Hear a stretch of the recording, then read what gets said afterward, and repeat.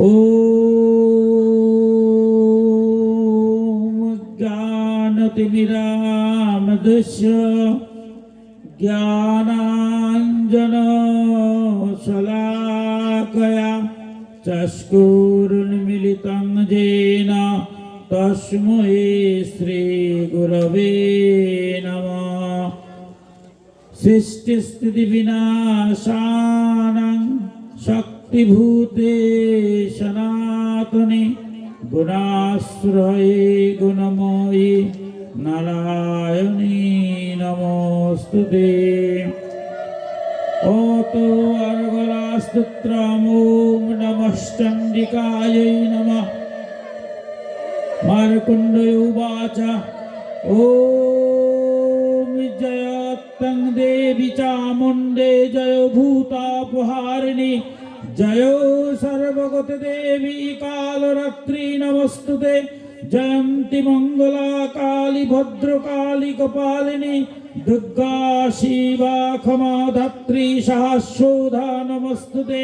मधुकैटभ विध्वंसी विधात्री वरदे नमः।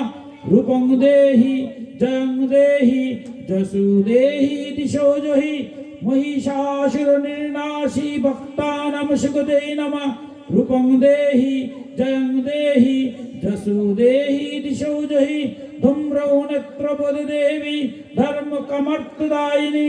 रूपं देहि जयं देहि जसु देहि दिशो जहि रक्तबीजो वद देवी चण्डमुण्ड विनाशिनी। रूपं देहि जयं देहि जसु देहि दिशो जहि निशुम्भो शुम्भो निर्नाशी त्रैलोक्यो शुभदे नमः। रूपं देहि जयं देहि जसु देहि दिशो जहि वन्दिताग्निजुगे देवी सर्वसौभाग्यदायिनी। रूपं देहि जयं देहि जसु देहि दिशो जहि अचिन्त्य रूपचोरिते सर्वशत्रु विनाशिनी। रूपं देहि जयं देहि जसु देहि दिशो जहि न तेभ्यो सर्वदा वक्ता चापर्णे दुरितापहे। रूपं देहि जयं देहि जसु देहि दिशो जहि स्थाबद्धो भक्तिपूर्वं तं चण्डिके व्याधिनाशिनी। रूपं देहि जयं देहि जसु देहि दिशो जहि चण्डिके शततं युद्धे जयन्ति पवनाशिनी। रूपं देहि जयं देहि जसु देहि दिशो जहि देहि सौभाग्यं देहि देवी परम सुखं। रूपं देहि जयं देहि जसु देहि दिशो जहि विदेहि देवी कल्याणं विदेहि विपुलं श्रेयं। रूपं देहि जयं देहि जसु देहि दिशो जहि विदेहि दिशतं नाशं विदेहि बलमुच्चकै। रूपं देहि जयं देहि जसु देहि दिशो जहि शूराशूरशुररत्न निकृष्टो चरणम्बुजे। रूपं देहि जयं देहि जसु देहि दिशो जहि विद्यावन्तं जशवन्तं लक्ष्मीवन्तं च मां कुरु। रूपं देहि जयं देहि जसु देहि दिशो जहि देवी प्रचंड दुर्दंड दत्तदर्पनिषूदिनी। रूपं देहि जयं देहि जसु देहि दिशो जहि प्रचंड दत्तदर्पग्ने चण्डिके प्रणुताय मे। रूपं देहि जयं देहि जसु देहि दिशो जहि चतुर्भुज चतुर्भक्तौ संस्तुति परमेश्वरी। रूपं देहि जयं देहि जसु देहि दिशो जहि कृष्णेन संस्तुते देवी सतत भक्ता शतंबिके। रूपं देहि जयं देहि जसु देहि दिशो जहि हिमाचलसुतनाथ संस्तुति परमेश्वरी। रूपं देहि जयं देहि जसु देहि दिशो जहि इंद्राणीपति सद्भाव पूजिते परमेश्वरी। रूपं देहि जयं देहि जसु देहि दिशो जहि देवी भक्त जनार्दन दत्तानंद आतम्बिके रूपं देहि जयं देहि जसु देहि दिशो जहि भज्जं मनोरमं देहि मनुवृत्तानुसारिणं रूपं देहि जयं देहि जसु देहि दिशो जहि तारिणी दुर्ग संसार सागर अष्टोलुद्भवे रूपं देहि जयं देहि जसु देहि दिशो जहि ईदं स्तोत्रं पठित्वात् महास्तोत्रं पठन्नर सप्तशतीं समारब्ध वरमाप्नोति दुर्लभम् इति अर्गलास्तोत्रो समाप्तम्। সনাতন ধর্মে দুইটি ধারায় বিভক্ত। একটা হচ্ছে বৈদিক ধারা, যে ধারার শেষ হচ্ছে শ্রীমদ্ ভগবদ গীতা, আর আরেকটি ধারা হচ্ছে তন্ত্র ধারা, যে ধারার সমাপ্তি ঘটেছে শ্রী শ্রী চণ্ডীতে। একটা হলো তন্ত্রের ধারা, আমরা পূজা পার্বণ যজ্ঞ অনুষ্ঠান যা কিছু করছি, পূজা পার্বণ এগুলো সব হলো তন্ত্র। বৈদিক কর্ম হচ্ছে ব্রহ্মার্পণং ব্রহ্মহোবি ব্রহ্মগ্নো ব্রহ্মণাহুতম ব্রহ্মৈবতেন গন্তব্য ব্রহ্ম কর্ম সমাধিনা, সব যজ্ঞ। তো আমরা পূজা এবং যজ্ঞ, তন্ত্র এবং বৈদিক দুইটার মিশ্রণ করে থাকি। এই সনাতন ধর্মে বেদের কথা হচ্ছে ঈশ্বর একমেব অদ্বিতীয়ম, ঈশ্বর এক, তার দ্বিতীয় নাই। আবার বেদেই বলছে বিপ্রদা বহুদা বদন্তি, বিপ্রগণ জ্ঞানীগণ ভগবানকে বিভিন্ন রূপে দেখে। সনাতন ধর্মাবলম্বীরা আমরা বহু ভগবানের বহু ঈশ্বরের পূজা করি না, এক ঈশ্বরের পূজা করি, কিন্তু বিভিন্ন রূপে করি। ঈশ্বরের যে শক্তি রূপ, এই শক্তি রূপই হচ্ছেন আদ্যা শক্তি মা দুর্গা। এই শক্তি যে আদ্যা শক্তি দুর্গা, এই বিশ্ব ব্রহ্মাণ্ডে কিভাবে তিনি উদ্ভব হলেন, কিভাবে তার উৎপত্তি হলো, সেই তত্ত্বকথা জানতে গেলে আমরা চণ্ডীর প্রথম চরিত্রে যেতে হবে। চণ্ডী তিনটা ভাগে বিভক্ত। প্রথম চরিত্র হচ্ছে মধুকৈটভ বধ, মধ্যম চরিত্র হচ্ছে মহিষাসুর বধ, এবং উত্তর চরিত্র হচ্ছে শুম্ভ নিশুম্ভ বধ। আমরা যদি প্রথম চরিত্রে মধুকৈটভ বধে যাই, তখন এই বিশ্ব ব্রহ্মাণ্ড কিভাবে উৎপত্তি হলো, পৃথিবীর কিভাবে সৃষ্টি হলো, ঋগ্বেদের সৃষ্টি তত্ত্বে যে তত্ত্বকথাগুলো বলা হয়েছে, সেটাই মার্কণ্ড পুরাণের সৃষ্টি চণ্ডী গ্রন্থের প্রথম অধ্যায়ে আসছেন। তো আমরা প্রথমেই সেইখানে যাব। আমরা কি দেখতে পেলাম? পুরাকালে সরুচি সমন্বন্তরে চৈত্রবংশীয় সুরত নামে একজন রাজা ছিলেন। তিনি কিন্তু এই বাসন্তী পূজাটা তিনি প্রথম করেছিলেন। আজকে যে আমরা বাসন্তী পূজা করছি, সৃষ্টির প্রথমে সত্য যুগে এই সুরত রাজাই করেছিলেন। সুরত রাজা একজন রাজা ছিলেন, কিন্তু ভালো রাজা ছিলেন।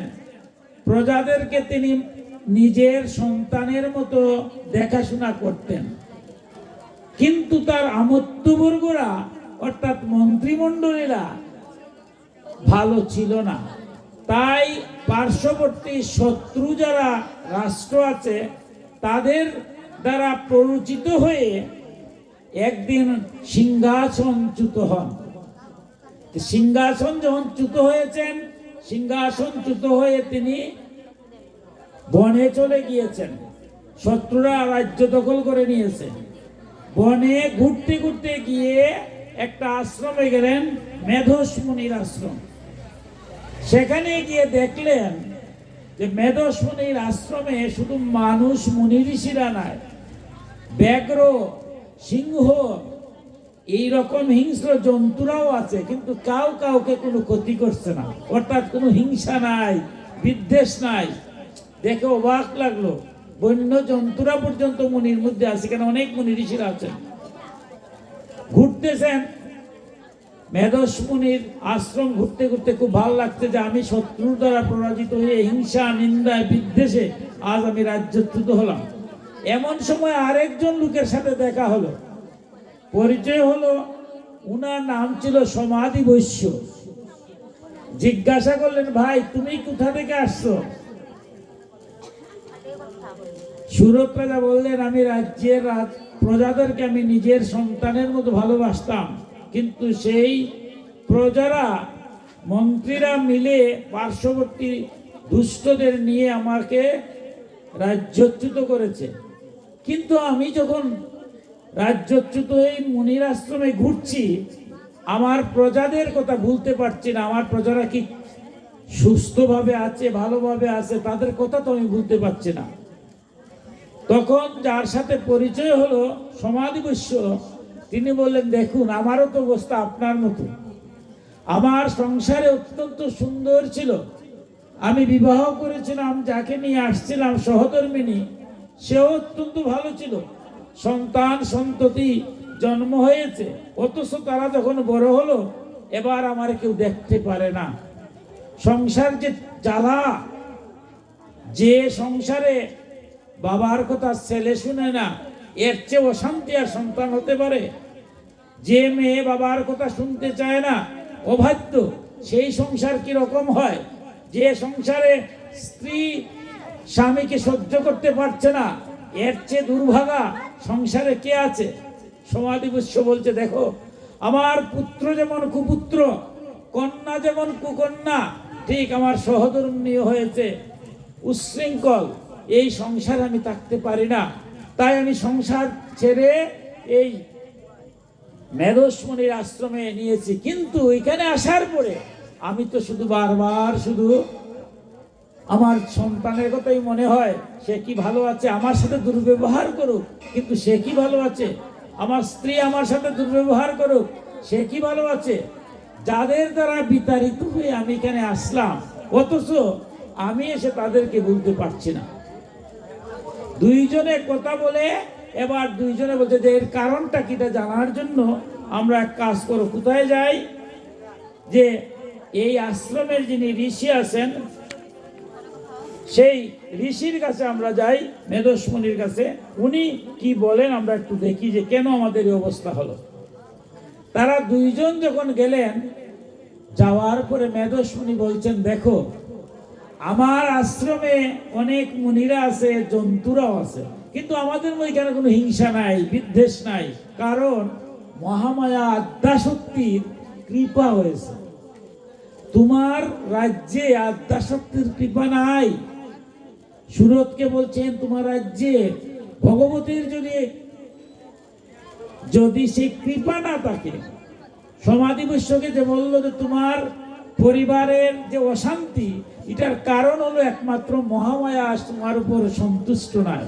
মহামায়া যদি খুশি না হন, তাহলে পরিবার খুশি হবে না, সমাজ খুশি হবে না, রাষ্ট্র খুশি হবে না, অশান্তির দাবানবে পড়তেছে। এই বিশ্ব ব্রহ্মাণ্ড হচ্ছেন মহামায়ার খেলা। মহামায়া যার উপর সন্তুষ্ট, সে ব্যক্তি শান্তি, পরিবার শান্তি, রাষ্ট্র শান্তি পায়। তোমরা দুইজনের উপরেই মহামায়া সন্তুষ্ট নয়, বিধায় তোমাদের এই জন্ম জন্মান্তরের যে পাপ, সেই পাপের ফলে আজ তোমরা দুঃখ ভোগ করছো। এবার সুরত রাজার সমাধিবৈশ্য সেই মেধস্মণিকে বলছেন যে আপনি যার কথা বলছেন সেই আদ্যাশক্তি মহামায়া, এই মহামায়া কে? আমরা দেখি শ্রী শ্রী চণ্ডীগ্রন্থের প্রথম চরিত্রের প্রথম অধ্যায়ের 59 নম্বর শ্লোকে রাজা কি মধুর হয়ে বলছেন, রাজউবাচ ভগবন কাহি সা দেবী মহামায়েতি জং ভবন ভ্রমীতি কতৎপন্নাশা কর্মশ্চ কিংদিজা যৎ স্বভাবাচ সা দেবী যৎ স্বভাবাচ তদ্ভবা তৎসর্বং শ্রুতমিচ্ছামি তত্তো ব্রহ্মো বিদ্যং বলা। কি মধুর কথা বলছেন! এই মহামায়া কে? তিনি কিভাবে উৎপত্তি হলেন? তার স্বরূপই বা কি? তুমি কৃপা করে এই মহামায়াকে কিভাবে সন্তুষ্ট করা যায়?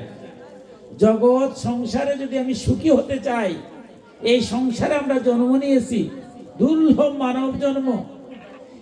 এই পূজা পার্বণ যজ্ঞ অনুষ্ঠান যাই করি না কেন, আমার পরিবার যদি অসুন্দর হয়, আমার সমাজ যদি অসুন্দর হয়, আমার রাষ্ট্র যদি অশান্তি থাকে, তাইলে এই পূজা পার্বণ যজ্ঞ অনুষ্ঠান করে কোনো লাভ হবে? তাই এবার সুরত রাজার সমাধিপুষ্য বলছেন, আপনি দয়া করে, যার কৃপা হলে পরিবার সুন্দর হয়, সমাজ সুন্দর হয়, রাষ্ট্র সুন্দর হয়, অশান্তি দূরীভূত হয়, হিংসা বিদ্বেষ থাকে না, সেই দেবী আদ্যাশক্তি মহামায়া কিভাবে উৎপত্তি হলেন, তার স্বরূপই বা কি, আপনি কৃপা করে তা বর্ণনা করুন।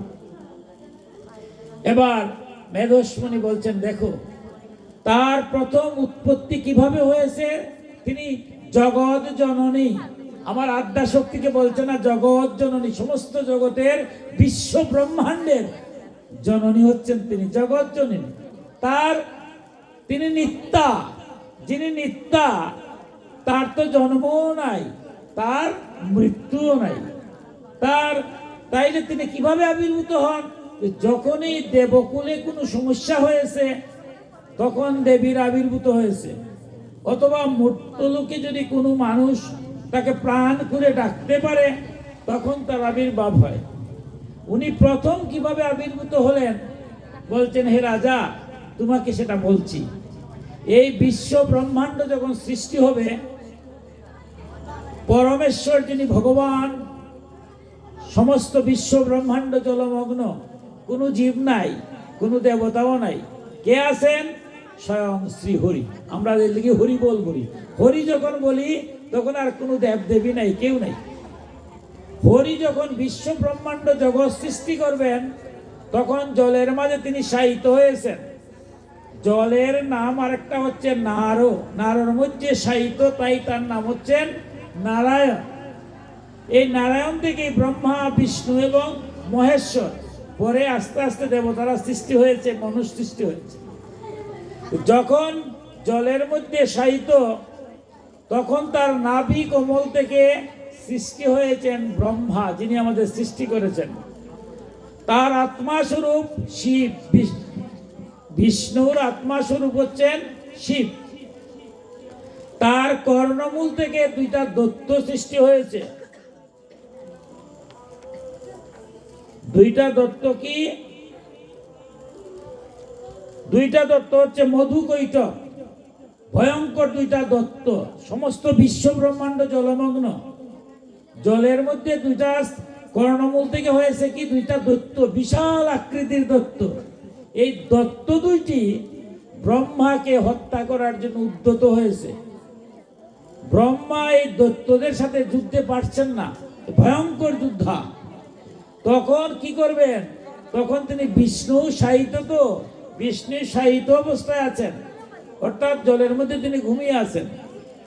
এবার বিষ্ণুকে তিনি চেষ্টা করলেন জাগাইবার জন্য, যে এই দুইটা দৈত্য আমাকে হত্যা করতে চাচ্ছে, আপনি জাগুন।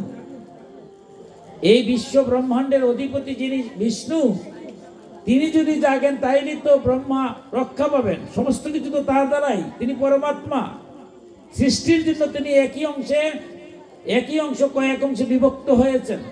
কিন্তু ব্রহ্মা যতই বিষ্ণুকে ধ্যান করছেন, স্তব করছেন, বিষ্ণু আর ঘুম থেকে উঠছেন না। এবার দেখুন, এই যে প্রথম, তাইলে তখন ব্রহ্মা চিন্তা করলেন যে আমরা যখন ঘুমাই আছি, আমরা মানুষ যারা ঘুমাই, যদি গায়ের মধ্যে শক্তি না থাকে তাহলে উঠতে পারবো? আমার বাড়িতে একজনে গিয়ে আপনি ডাকলেন, আমি ঘুমিয়ে আছি, শরীরটা এত দুর্বল, উঠতে পারতেছি না, আপনার ডাক শুনছি কিন্তু উঠতে পারছি না। তার মানে কি? শক্তির অভাব। যখন শক্তি গায়ে থাকে তখন আমি ঘুম থেকে ডাক দিলে উঠে যাই। ব্রহ্মা ডাকছেন কিন্তু বিষ্ণু উঠছেন না, শক্তি নাই। তাই ব্রহ্মার শক্তি রূপকে তিনি প্রার্থনা করছেন। এই শক্তি রূপই হচ্ছেন, অর্থাৎ বিষ্ণুর যে শক্তি রূপ, এই শক্তি রূপই হচ্ছেন আদ্যা শক্তি। তিনি কিভাবে স্তব করছেন দেখুন। বিষ্ণুর আদ্যা শক্তিকে কিভাবে স্তব করছেন আমরা দেখি। শ্রী শ্রী চণ্ডী গ্রন্থের প্রথম অধ্যায়ের 72 নম্বর শ্লোক থেকে শুরু হয়েছে কি মধুর ব্যাখ্যা। কি বলছেন, কিভাবে মা আদ্যা শক্তিকে, অর্থাৎ বিষ্ণুর শক্তিকে তিনি প্রার্থনা করছেন। কিভাবে? ব্রহ্মোবাচা তং সাহা তং সৌদা তং হি বশতকার শতম্বিকা সুধাতমক্ষরে নিত্যৈ ত্রিধা মাত্রত্বিকা স্থিতা অর্ধো মাত্রা স্থিতা নিত্যা তদির্সর্জা বিশেষতা তমেব শাতং সাবিত্রী তং দেব জননী পরা তৈব ধর্যতে সর্বং তৈ তৎসুজ্যতে জগৎ তৈ তৎ পালতে দেবী তমৎসন্তু চ সর্বদা বিসৃষ্টৌ সৃষ্টিরূপা তং সৃষ্টিরূপা চ পালনে তথা রীতিরূপং জগদস্য জগৎময়ী মহাবিদ্যা মহামায়া মহামেধা মহাস্মৃতি মহামোহ চ ভগবতী মহাদেবী মহাশ্বরী। কি মধুর চণ্ডীর যে ধ্বনি, ধ্বনিটি অন্যরকম। আমরা অন্যান্য গ্রন্থের যে শ্লোক আর চণ্ডী শ্লোক এরকম নয়। মার কাছে প্রার্থনা, আমরা সন্তান যেমন প্রাণ খুলে মা ডাকি, মা যেভাবে সারা দেন, চণ্ডীতে এইভাবে স্তুতি, মার কাছে স্তুতি করা। ব্রহ্মা যখন এইভাবে স্তুতি করছেন, এবার মার যখন কৃপা হলো, বিষ্ণুর শক্তি তো মা, বিষ্ণুর যে শক্তি রূপ তাই হচ্ছেন আদ্যা শক্তি। এবার বিষ্ণু জাগরিত হলেন। আমরা প্রথম আদ্যা শক্তিকে দেখলাম চণ্ডীতে, প্রথম বিষ্ণুর শক্তি রূপে তিনি আবির্ভূত হলেন। এবার বিষ্ণু জাগরিত হলেন মার শক্তিতে। জাগরিত হওয়ার পরে ব্রহ্মার আবেদনে মধুকৈটবকে বধ করার চেষ্টা করলেন। দেখুন কত কঠিন, মহামায়া কোন জায়গায়। সহস্র বছর নয়, 5000 বছর যুদ্ধ হয়েছে। স্বয়ং বিষ্ণু তার কর্ণমূল থেকে সৃষ্ট সেই মধুকৈটবকে বধ করতে পারছেন না। তখন স্বয়ং তিনি বিষ্ণু মায়ের শরণাগত হয়েছেন।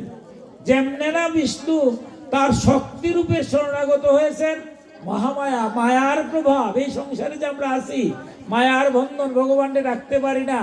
মায়ের যদি কৃপা হয় তবেই ভগবানকে রাখতে পারবো, মার কৃপা না হলে হয় না। যেমনে না বিষ্ণু করেছেন, সাথে সাথেই দুইটি মধুকৈটব কি করছে, সে মায়া আবদ্ধ হয়ে গেছে। আবদ্ধ হয়ে বলছে বিষ্ণুকে যে তুমি এত যুদ্ধ করছো। বিষ্ণুকে বলছে তুমি বর চাও, যা বর চাওবে আমরা দেব। বিষ্ণু বললে যে তোমরা দুইজন বদ্ধ হও, এই পৃথিবী বিশ্ব ব্রহ্মাণ্ড জল, তোমরা যদি বিশাল এই জলের মধ্যে থাকো তাহলে মেদ, এই পৃথিবীর সৃষ্টি হবে। মেদ মানে আমরা কি বলি, আমরা মাটি বলছি। তখন তারা বলল যে আমাকে জলের মধ্যে মারতে পারবে না, কি করতে হবে, জল ছাড়া। স্বয়ং বিষ্ণু বিশাল আকৃতি হয়ে তার জঙ্ঘার মধ্যে নিয়ে মধুকৈটবকে বধ করলেন, এবং সেই মেদ থেকেই এই পৃথিবী, এই মেদিনীর সৃষ্টি হলো। পৃথিবীর 4 ভাগের 1 ভাগ হচ্ছে মাটি। এই আমাদের সৃষ্টিতত্ত্বের যে ঘটনা, আমরা সেখানেই আদ্যাশক্তি মায়ের সম্ভবত হলো। এবার মেধস্বী বলছেন যে তিনি যেভাবে আবির্ভূত হয়েছেন, সুরত্রাজাকে বলছেন তাহলে তোমরা দুইজনে মিলে তোমরা দুর্গা পূজা করো। বসন্ত, যেহেতু সুরত্রাজা পূজা করলেন কোন সময়, এই সময়টা ছিল এই চৈত্র মাসের দিনে। চৈত্র মাসের শুক্লা সপ্তমী তিথিতে তারা দুইজনে মিলে আদ্যাশক্তি মায়ের পূজা করছেন। প্রাণ খুলে যখন মাকে পূজা করছেন, মা খুশি হয়ে গেলেন। এবার মা বলছেন তুমি কি বর চাও। সুরত্রাজা তার ঋতরাজ্য ফিরে পাওয়ার জন্য চেয়েছিলেন, তিনি পেয়েছেন। আর সমাধিবস্য বলছেন আমি মুখ্য লাভ করতে চাই, মুখ্য লাভ করেছেন। অর্থাৎ মায়ের কাছে দেখুন, এই সংসারে আমরা যে চণ্ডীতে বলি রূপং দেহি জয়ং দেহি যশু দেহি বিশ্বজহি, অনেক সময় আমার মতো ওদম প্রশ্ন করতে পারে যে ভগবানের কাছে আবার চাওয়ার কি। আচ্ছা বলেন তো দেখি, আমরা যারা এখানে আছি সংসারী জীব, যারা সংসার ত্যাগ করেছে তাদের জন্য কোনো চাওয়ার কিছু নাই, কার জন্য সবে। কিন্তু আমরা যারা সংসারী জীব, আমাদের স্ত্রী আছে, পুত্র আছে, কন্যা আছে, আছে না? তাই সংসারী জীবের জন্য বলছে ধর্ম, অর্থ, কাম ও মুখ্য। আমাদের কামনাও আছে। আমি যদি বলি কামনা নাই, এটা ভণ্ডামি ছাড়া কিছুই হবে না। মুখে বললাম কামনা চাই না, আর অন্তরে কামনার শেষ নাই। তাই বলছে মায়ের কাছে আমি যে চাইতে চাইতে একটা সময় গিয়া দেখা যাবে আর কিচ্ছু চাই না, মাগো তোমার চরণটুকু চাই। যেমন আমরা এই জন্যই দেখেছি, আমরা যদি অন্তরে কিছু চাইতে হয় তাহলে মা ছাড়া এই জগতে কেউ দেওয়ার ক্ষমতা নাই। এই জন্যই যুগে যুগে যত মহাপুরুষ আসছেন, অবতার আসছেন, তারা আদ্যাশক্তি দুর্গার পূজা করেছেন। আমি অতি সংক্ষেপে বলবো, সত্য যুগে যেমন সুরত রাজা করেছেন, ত্রেতা যুগে রামচন্দ্র আসছিলেন। আচ্ছা বলেন তো দেখি, রামচন্দ্র অবতার রাবণ বধ করার জন্য কি দুর্গা পূজার প্রয়োজন ছিল? উনি তো নিজেই অবতার, স্বয়ং বিষ্ণুর অবতার, তিনি কি বধ করতে পারতেন না? কিন্তু তিনি মনুষ্যকুলে মানুষ রূপে আসছেন, জগতের নিয়ম তিনি ভঙ্গ করেন না। তাই তিনি কি করলেন? চাইতে হবে, কারে চাচ্ছেন? সীতাকে চাচ্ছেন। এটা আকাঙ্ক্ষা না? আর কি চাচ্ছেন? রাবণকে বধ করবেন, শত্রুকে দমন করবেন। এটা আপনার আকাঙ্ক্ষা না? আমরা এখানে যারা ভালোভাবে যদি থাকতে চাই, শত্রু নিধন নইলে হবে নাকি? দুষ্ট থাকলে হয়? তাইলে দুষ্টকে যদি নিধন করতে হয়, রাবণকে যদি বধ করতে হয়, সীতাকে যদি উদ্ধার করতে হয়, তাহলে আদ্যাশক্তি মা ছাড়া হয়? তাই তিনি শরৎকালে, তখন দেখবেন অকাল বুধন, তখন দেবলোকে 6 মাস দিন আর 6 মাস রাত থাকে। এখন কিন্তু দেবলোকে মাঘ মাস থেকে শুরু হয়েছে, মাঘ, ফাল্গুন, চৈত্র, বৈশাখ, জ্যৈষ্ঠ, আষাঢ়, এই 6 মাসে আমাদের 6 মাসে দেবলোকে একদিন, আর পরবর্তী 6 মাসে তাদের এক রাত। একদিন এক রাত মানে দেবলোকে আমরা 1 বছর। তাই রামচন্দ্র যেহেতু শরৎকালে করছিলেন, দেবীর বুধন করছেন, কইরাও দেবলোকে এইরকম আদ্যাশক্তির পূজা হয় না দিন ছাড়া, কিন্তু রাত্রিবেলা করতে হবে। তাই অকাল বুধন করে, যেমন চণ্ডী পাঠ রাত্রে হয় না, কিন্তু যদি রাত্রে চণ্ডী পাঠ করতে হয় তাইলে ঋগ্বেদের একটা বিধান আছে, সেই বিধান সবটা জিনিসের একটা নিয়ম আছে, নিয়মের মাধ্যমে আসতে হয়। তাই কি বলছেন? শরৎকালে স্বয়ং রামচন্দ্র কিন্তু দুর্গা পূজা করেছেন রাবণ বধের জন্য। আমার দেহের মধ্যেও রাবণ আছে, কাম, ক্রোধ, লোভ, মোহ, মদ, মাৎসর্য। আমরা হিংসা, নিন্দায় জর্জরিত। পরিবারে আপনার মতো ভক্তদের কথা নয়, আপনারা তো খুব ভালো। আমার মতো অধম, ঘুম থেকে উঠেই পিতায় পুত্রে ঝগড়া, স্বামী স্ত্রী ঝগড়া, শাশুড়ি বউয়ে ঝগড়া, ঘর থেকে বাইর হলাম পাড়া প্রতিবেশীর ঝগড়া, সমাজে ঝগড়া, দেশে ঝগড়া, আন্তর্জাতিক ঝগড়া, অশান্তির দাবানলে পড়তেছি। এই দাবানল থেকে যদি পড়তে চাই না, তাইলে আমার আদ্যাশক্তি মার কাছে পূজা করতে হবে। মা যদি কৃপা করে তবে আমার ব্যক্তি শান্তি হবে, আমার পরিবার শান্তি। আমার দেখে একটা পরিবারে যদি স্বামী স্ত্রী খুব সুন্দর সম্পর্ক থাকে, আমরা বলি কি মধুর সম্পর্ক। ছেলে বাবায় যদি সম্পর্ক থাকে, বলি মধুর সম্পর্ক। এই যে মধুর জিনিসটা যদি করতে চাই, তবুই আমরা মায়ের আরাধনা করতে হয়, মার কাছে প্রার্থনা করতে হয়, মাই আমাদের দেন। এই জন্য স্বয়ং রামচন্দ্র সীতা উদ্ধার এবং দুষ্ট দমনকে বধ করার পূর্বে আদ্যাশক্তি পূজা করেছেন। আমি অতি সংক্ষেপে যাব, সময় নেই। দাপর যুগে আসলাম, পূর্ণ ব্রহ্ম রামও ছিলেন অংশবতার, কিন্তু পূর্ণ ব্রহ্ম কারে বলছি? স্বয়ং শ্রীকৃষ্ণ। আচ্ছা দেখুন, শ্রীকৃষ্ণ যখন জন্ম নিলেন, নন্দগোপ কুলোদ্ভবা, শ্রীকৃষ্ণ যেখানে বড় হলেন, সেখানে নন্দগোপের কুলদেবতা ছিলেন আদ্যাশক্তি মা। রাম যেভাবে 108টা ফুল দিয়ে পূজা করেছিলেন, স্বয়ং শ্রীকৃষ্ণ অপরাজিতা ফুল দিয়ে 108টা অপরাজিতা দিয়ে পূজা করেছিলেন। তাই দেখবেন দুর্গা পূজাতে 108টা অপরাজিতা ফুল দিয়ে পূজা হয়, আবার 108টা পদ্ম দিয়ে হয়, রাম এবং কৃষ্ণের। কৃষ্ণ যখন ছোট ছিলেন 7 বছর 8 মাস, বৃন্দাবনের নারীরা কে বলা হয় গোপী। গোপী মানে কি? গোপনে যারা ভগবানের আরাধনা করে। অর্থাৎ স্বয়ং ভগবান ছোট্টবেলায় পতুনা বধ করেছেন, অকাসুর বধ করেছেন, বকাসুর বধ করেছেন, কালীয় দমন করেছেন, কনিষ্ঠ আঙ্গুল দিয়ে পর্বত আর তুলে চেয়েছিলেন। কেউ না বুঝলেও বৃন্দাবনের যারা নারীরা, তারা বুঝতে পেরেছিলেন যে অনাদিরাদি গোবিন্দ উনি হচ্ছেন স্বয়ং ভগবান।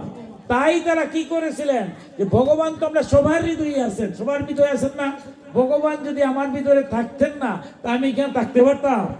পঞ্চভূতে আমার দেহখানা সৃষ্টি, বায়ুরূপে তিনি আসছেন আর যান। রাত্রে আমি ঘুমাইয়া পড়লে আমার ভগবান ঘুমান না, ভগবান যদি ঘুমাতে ঘুম থেকে আর উঠতে পারবো না।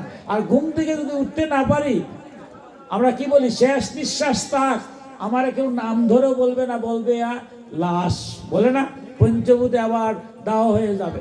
তাই ভগবান আমার দেহের মধ্যে আছেন বলে আমি আছি।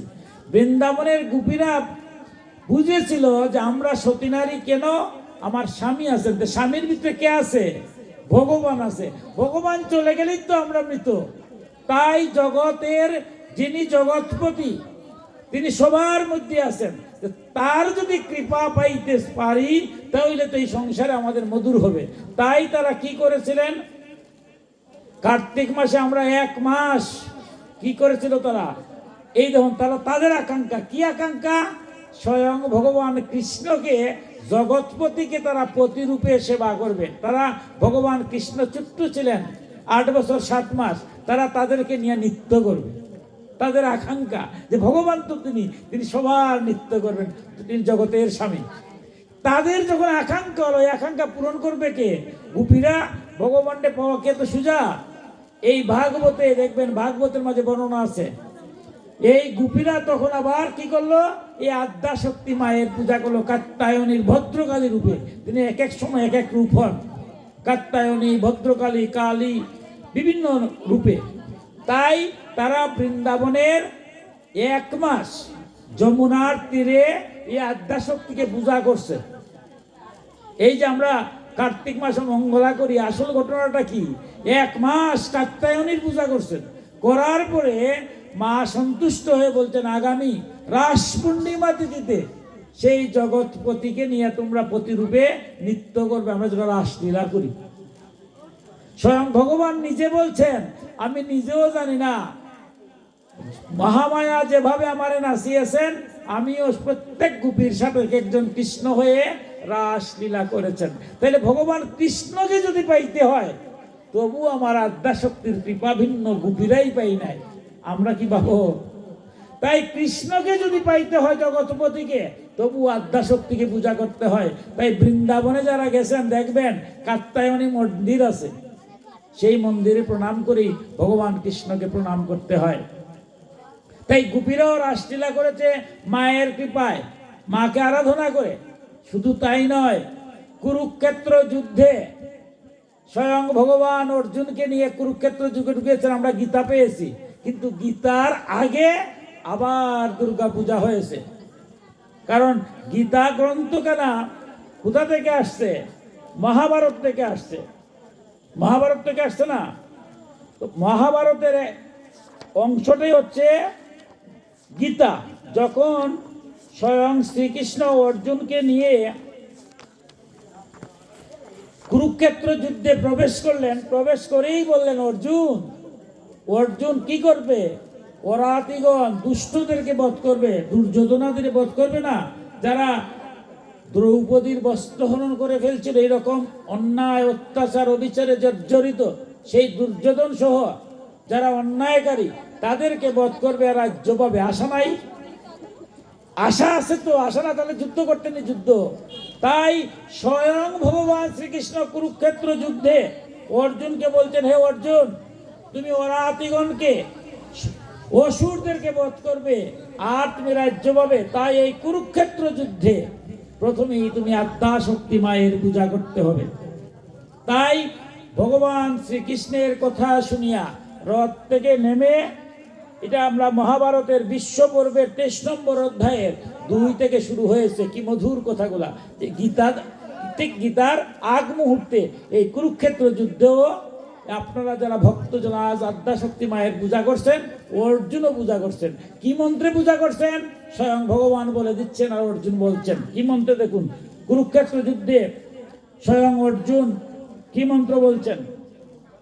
নমস্তে সিদ্ধ সেনানি আর্য মন্দর বাসিনী কুমারী কালী কপালী কপিলে কৃষ্ণ পিঙ্গলে ভদ্র কালী নমস্তেভ্যং মহাকালী নমস্তুতে চণ্ডী চণ্ডে নমস্তেভ্যং তারিণী বরবর্ণিনী কাত্তায়নী মহাভাগে করালি বিজয়ে জয়ে শিকি পূজ্য ধ্বজিত ধরিণালাভর্ণ ভূষিতে অট্টশূল প্রহর মনে খর্গ খেটক ধারিণী ভূপেন্দ্র সাজুজ্যে জ্যেষ্ঠে নন্দ গোপকুলোদ্ভবে মহিষাস্ত্রিয়ে নিত্যম কৌশিকি পিতবাসিনী অট্টহাস কাকুমুখী নমস্তুরণ প্রিয়ে উমে সকম্বরি শেতে কৃষ্ণে কৈটপবাসিনী হিরণ্যাক্ষী বিরূপাক্ষী শ্রুধন্যক্তি নমস্তুতে বেদশ্রুতি মহাপুণ্যে ব্রহ্মণে জাত বেদসি জম্ভূ কটকো চৈতেষু নিত্যং সন্নিহিতালয়ে তং ব্রহ্মো বিদ্যা বিদ্যানাম মহানিদ্রা চ দেহিনাম স্কন্ধো মাতর্ভবো ভগর্ভোতি দুর্গো কান্তারবাসিনী সা কারো সদাশ্চৈব কলাকষ্টা সরস্বতী সাবিত্রী বেদমাতা চ তথা বেদান্তু উচ্যতে स्तुतात् तं महादेवी विशुद्धेन स्तुता रत्ना जयो भवतु मे नित्यं तत्प्रसादाद्जिरे खन्तारो भय दुर्गेषु भक्तानामालोचने च नित्यं वयोषि पतले युद्धे जयोषि दानवान् तं जनौनि मुहिनी च मायारिं स्त्रीस्तथैव च सन्धा भवावती चैव सावित्री जननी तथा तुष्टिं पुष्टिर्दितिर्दीप्ता चन्द्रादित्यो विवर्धिना भूतिर्भूतिमट्टं शंके विष्टक्को सिद्धचारणोई কি মধুর ভাবে প্রার্থনা করছেন। অর্জুন যখন প্রার্থনা করেছেন মা আদ্যা শক্তিকে, আজ যেভাবে আপনারা প্রার্থনা করছেন, অর্জুন কুরুক্ষেত্র যুদ্ধে মাকে যখন পূজা করলেন, মা তখন আকাশ অম্বে দিয়ে আবির্ভূত হয়ে অর্জুনকে বলছেন, হে অর্জুন তুমি নর আর স্বয়ং নারায়ণ তোমার সহায়, সুতরাং সামনে যদি ইন্দ্র আসেন বজ্র নিয়ে তবুও তোমাকে পরাস্ত করতে পারবে না, তুমি অচিরেই অরাতি দুষ্টদেরকে অসুরদেরকে বধ করে তুমি রাজ্য লাভ করবে। তাই মায়ের কাছে আমরা শান্তির জন্য, মা কৃপা হলে সব কৃপা হয়। আমরা শেষ করে নেব আর সামান্য দুটি কথা বলে এই কলিকাল, আমরা এই কলিকালে আসছেন কে? প্রেমবতার মহাপ্রভু শ্রী চৈতন্য। তিনি নাম প্রেমে জগৎকে উদ্ধার করবেন। তারক ব্রহ্ম হরে কৃষ্ণ কৃষ্ণ কৃষ্ণ হরে হরে, হরে রাম রাম রাম হরে হরে। এই যে শিরোনাম 32 অক্ষর, এইটাও কিন্তু আদ্যা শক্তি মায়ের দেওয়া। আমরা সময় স্বল্পতা হেতু দিকে যাচ্ছি না। এই ত্রিপুরা সুন্দরী মায়ের আরেক নাম হচ্ছে ত্রিপুরা সুন্দরী। এই ত্রিপুরা সুন্দরীকে বাসুদেবকে কলিকালের মহামন্ত্র তারক ব্রহ্ম নাম এই শিরোনাম 32 অক্ষর দিয়েছিলেন, যে নাম নিলে পরে সর্ব পাপ ক্ষয় হয়। এই জন্যই মহাপ্রভু কলিকালে হরিনাম দিলেন। কিন্তু হরিনামের যজ্ঞ করতে গেলে অধিবাসের দিন দেখবেন যুগমায়ার ঘট বসানো হয়। অধিবাস কীর্তনের যুগমায়ার ঘট বসানো হয় না? এই যুগমায়া কে? তিনি হচ্ছেন আদ্যা শক্তি মহামায়া মা শ্রী দুর্গা। অর্থাৎ হরিনাম কীর্তন করতে গেলেও আদ্যা শক্তি মায়ের পূজা করতে হবে অধিবাসের দিন।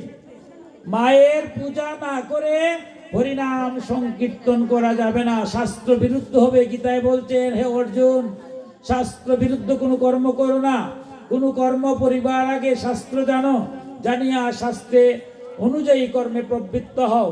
কারণ যারা শাস্ত্রবিধি লঙ্ঘন করিয়া কোনো কার্য করে তারা ইহকালেও শান্তি পায় না, পরকালে মুক্তি পায় না। হে অর্জুন শাস্ত্র জানিয়া কর্মে প্রবৃত্ত হও।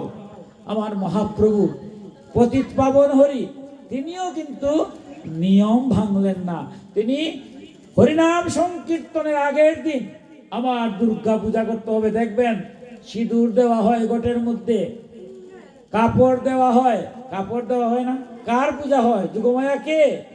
তিনি আদ্যা শক্তি মার কাছে আমরা প্রার্থনা করি, মাগো তুমি কৃপা যদি করো তবেই আমার অষ্টপ্রহর বা ষোড়শ প্রহর হরিনাম সংকীর্তন সুষ্ঠুভাবে সম্পাদন হবে।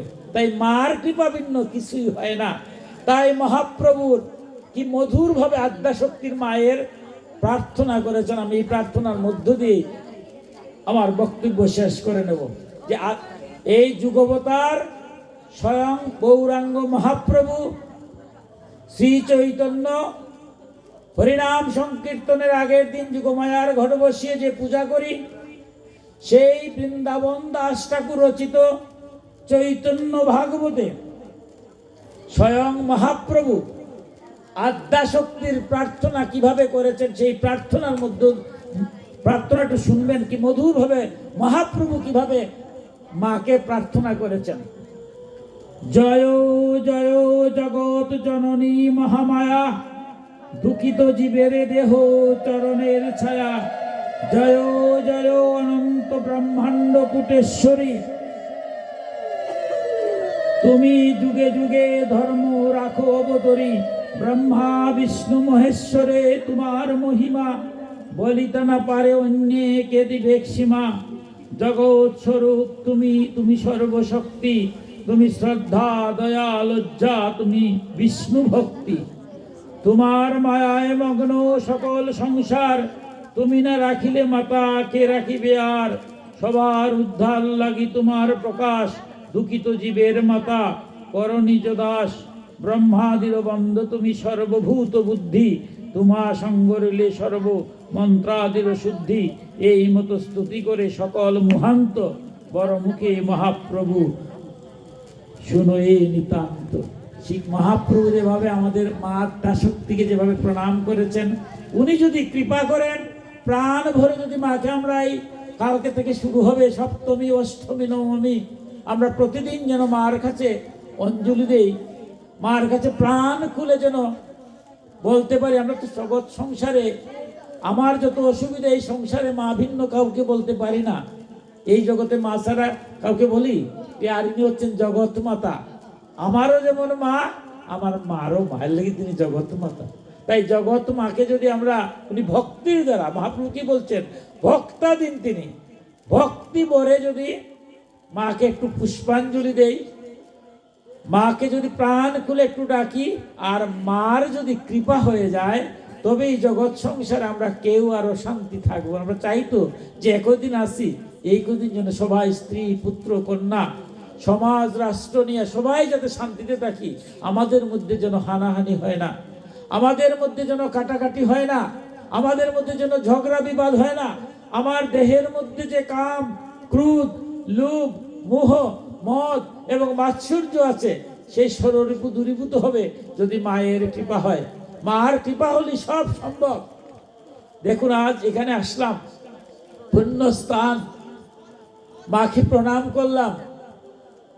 আমি এখান থেকে বাইর হওয়ার পরে যদি কেউ প্রশ্ন করে যে আপনি তো এই দুর্যোগপূর্ণ দিনে অনেক দূর থেকে এখানে আসলেন, মারে দেখছেন নি? আমি কি দেখছি মারে? মারে দেখার মতো সাধ্য আমার কি আছে? আমি বলছি না ভাই, আমি তো মারে দেখি নাই। বলে এই দুর্যোগপূর্ণ দিনের মধ্যে এরা যে শুরু করছে, দুর্গাপূজা মাঠের মধ্যে বৈশা আছে, হ্যাঁ সবাই বৈশা করতে, এরা কি দেখছে দুর্গারে? আমি বলতেছি রে ভাই, এটা তো আমি বলতে পারবো না। বলে দেখুন, আপনি যখন দেখলেন না, আমিও যাই নাই এই দুর্গা পূজাতে, আমি যাই নাই। কালকে থেকে 3 দিন পূজা হবে, এখানে গিয়ে লাভ নাই। আমি তো আপনিও দেখছেন না, আমিও দেখবো না, অত আমি দুর্গা পূজাতে আর যাবো না। আপনার গিয়ে দেখা হলো না, আর আমি না গেলে তো দুর্গাতে দেখবোই না, তাহলে আমি গিয়ে লাভ কি? কিন্তু আমার মতো অধম কিন্তু উত্তর দিতে পারছি না, কি উত্তর দেবো? কিন্তু আপনারা যারা ভক্ত প্রাণ খুলে মাকে ডাকছেন, আপনাদের ভক্তদের উত্তর কি মধুর। ভক্ত কি বলছেন আপনারা, যে দেখো ভাই তুমি যাও নাই, যারা এখানে উদ্যোগ নিয়েছে মহৎ কাজ, আদ্যাশক্তি মায়ের পূজা করছে, একটু সহযোগিতা করো, যেভাবেই পারো, অর্থ দিয়ে পারো। এই যে আপনারা আসছেন, এটাও তো যারা উদ্যোক্তা, তারা একটু আনন্দ পাইছে, ভক্তরা আইছে, তুমি গেলে তো একটা আনন্দ হয়, তাও করো নাই। কিন্তু দেখো ভগবান স্বয়ং কি বলছেন নারদকে উদ্দেশ্য করে, বিশ্ব ব্রহ্মাণ্ডের যিনি অধিপতি, তিনিই তো বিভিন্ন সময় বিভিন্ন রূপে, আর তারই শক্তি স্বরূপ আদ্যা শক্তি মা। কিন্তু ভগবান তো নিজে বলছেন, নাহং তিষ্ঠামি বৈকুণ্ঠে যোগিনাম হৃদয়ীন চ মদ ভক্ত যত্র গায়ন্তি তত্র তিষ্ঠামি নারদ। হে নারদ, আমি না বৈকুণ্ঠে অবস্থান করি না, যোগীদের হৃদয়েও না, আমার সংসারে যে ভক্তরা যেখানে আমার নাম গুণগান কীর্তন করে, তত্র তিষ্ঠামি নারদ, সেখানে আমি অবস্থান করি। আজ ভগবানের শক্তি স্বরূপা আদ্যা শক্তি মায়ের পূজা হচ্ছে। সেই যে পূজা হবে, চণ্ডী পাঠ হবে, চণ্ডী আলোচনা হবে, ভগবানের পূজা হবে। ভগবান তো নিজেই বলছেন আমি ভক্তদের হৃদয়েই থাকি না? তাইলে ভগবান তো এখানে এই যে আদ্যা শক্তির মার আজকে অধিবাস থেকে শুরু হবে, এই 4টা দিন দশমী পর্যন্ত এখানে মা থাকবেন। তো আমি গেলাম, মারে দেখতে পারি না, এটা ঠিক, কিন্তু মা কি আমারে দেখছে না? মায়ের এই যে আপনারা এখানে আসছেন, হয়তো এখানে অনেক ভক্ত আছেন, মাকেও দেখছেন। কে কোন ভক্ত আমরা জানি না, কিন্তু আমার মতো অধম যদি কেউ মারে দেখেন না, তাইলে মারে দেখলেন না, ঠিক আছে, মা কি আপনারা দেখে নাই? আপনি যেখানে আইছেন মা দেখতেছে না? ভক্ত বলছে দেখো আমি যে গেছি, আমি তো রামকৃষ্ণ না, মা বাবা বলে চিৎকার করে মা আসতে বাধ্য হলো, আমি তো বাবা কেবা না, কিন্তু আমি যে গেছি মা তো দেখছে, আর তুমি যে যাও নাই এটাও মা দেখছে। আমার মাতৃদর্শনের দরকার নাই, মাহে আমারে দর্শন করলেই হলো। এই যে এখানে আপনারা দিন রাত যারা দাঁড়ে দাঁড়ে ভিক্ষা করে সবার মধ্য দিয়ে মহারাজ অর্চনা করছেন, কেন করছেন? বিশ্বের যাতে কল্যাণ হয়, বিশ্বের যাতে মঙ্গল হয়। আপনারা যে যা করছেন এটার জন্য কোনো সাক্ষীর প্রয়োজন আছে? কারণ আমার দেহের মধ্যে সাক্ষী আছে, আপনার দেহের মধ্যে সাক্ষী আছে। একটা বৃক্ষের মধ্যে 2টা পাখি, একটা ফল খাচ্ছে আর একটায় পর্যবেক্ষণ করছে। আমার এই দেহরূপ পাখি যা কিছু করছে, অন্তর্যামী আমার হৃদয়ের মধ্যে বসে আছে।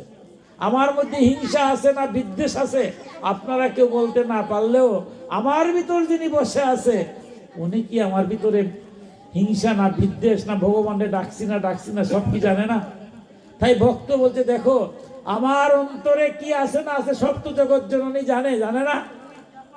আপনারা যা কিছু করতেছেন জগৎ জননী দেখতেছে না?